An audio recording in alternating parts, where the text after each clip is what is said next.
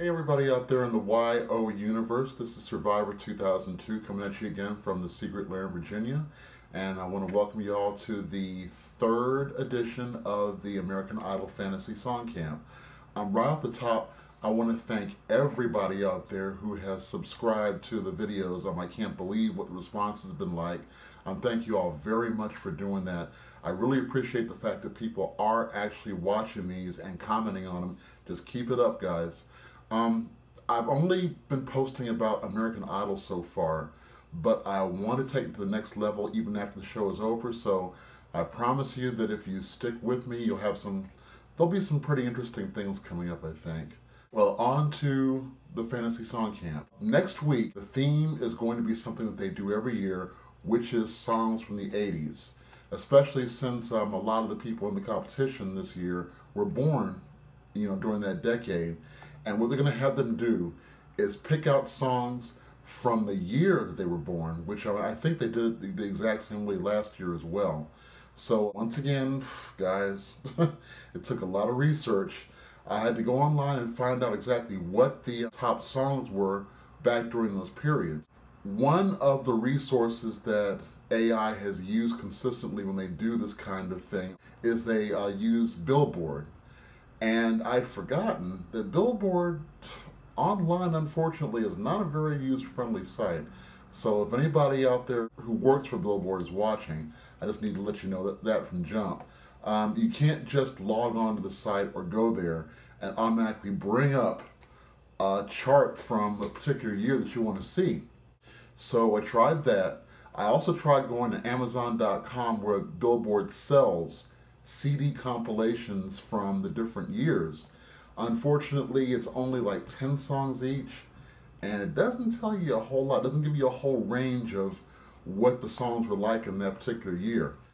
So I fell back on the old standby, which is Google, and Google really helped me out, as it usually does, because it took me to a website called musicoutfitters.com, and there you can find the top 100 lists from the different decades. So if you want to go check them out, I would definitely do it because it'll give you an idea of exactly what those years were like. Some great songs came out during that period. And I think the idols are going to have a lot to work with, which, as we've seen, especially this past week, can be a really good thing or a really, really bad thing. But it was interesting to find out what kind of song choices they're going to have. And a lot of them were potentially really good, but, well, just to give you a brief idea. I want to start with the years going back to the earliest year that's going to be featured and then work up to the later years. But working with the AmericanIdol.com website, I went ahead and found the birthdays, calculated the years, and went back and selected some songs that I hope they'll think about picking out. But starting with 1981, that's the birth year of Danny Gokey, who was 28. Pretty good year. Danny has got a lot to choose from, and if he picks well, I think he will definitely cement his place in the competition.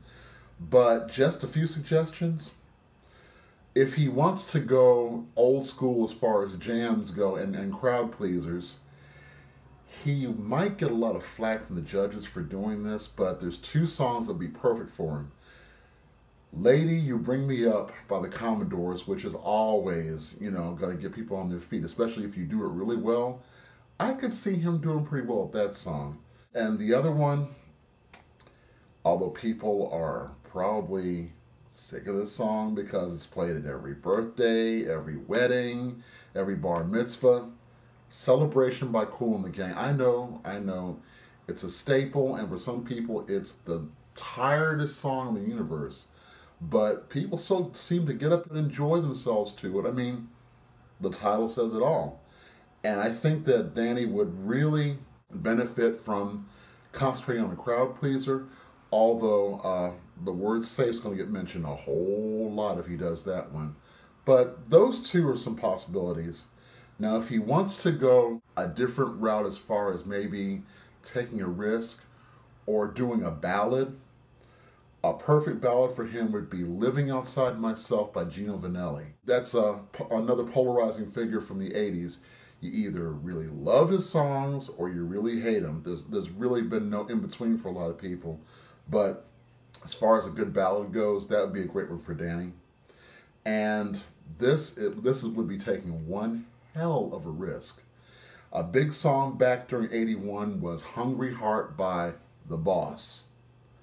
Now, if you're going to take a song by Bruce Springsteen, you better not F it up. I mean, you better do a damn good job on it. So if Danny decides to go that route, he's going to really have to be on his P's and Q's and get a lot of rehearsal in and come up with an arrangement with the band that's not going to turn people off. Because, I mean, this is one of those classic songs. So, yeah, Hungry Heart is another possibility for Danny. Okay, moving on to 1983, which is the birth year for Adam Lambert, who is 26. Wow. I had forgotten what a great year 1983 was for music, and Adam's got a hell of a lot to work with. Not that he couldn't sing the phone book anyway, but there are some really, really great songs from that year. Looking at his sense of drama and his sense of emoting when he does a song, especially when he projects it all the way to the back row. Two choices I came up with for him, and this is the most obvious one, Separate Ways by Journey, which could be another one of those things where the judges go, safe, safe, why'd you pick that one? Or Don't Let It End by STYX. Both of these were like quintessential power ballads back then, and Adam's got the voice for any of those ballads. I mean, there's nothing he can't do. And since he managed to rework Play That Funky Music in a way that nobody was expecting, I'm pretty sure he's got the instinct to be able to take a song and maybe flip the script a little bit, turn it on its head, do some different things with it that no one's going to be expecting. But those are two songs he could do. One I would love to see him knock out of the ballpark from that year is Prince's Little Red Corvette. Now just take a moment and get yourself a mental picture of what that's going to be like if he picks that song. Whoa. That's all I can say. But that'd be a perfect one. Speaking of drama, the 80s were a big year for songwriter-producer Jim Steinman, who was the guy that was almost single-handedly responsible for not just ramping up, but maybe even establishing the careers of Meatloaf, Bonnie Tyler, and several other top performers back then. So if you remember Bonnie Tyler's Total Eclipse of the Heart, there's another one. Another awesome song that Adam could just kill with if he picks that one. And another one that's a kind of an unconventional pick, but this would have the audience on their feet, especially if he does a great job with it. Donna Summer's She Works Hard for the Money.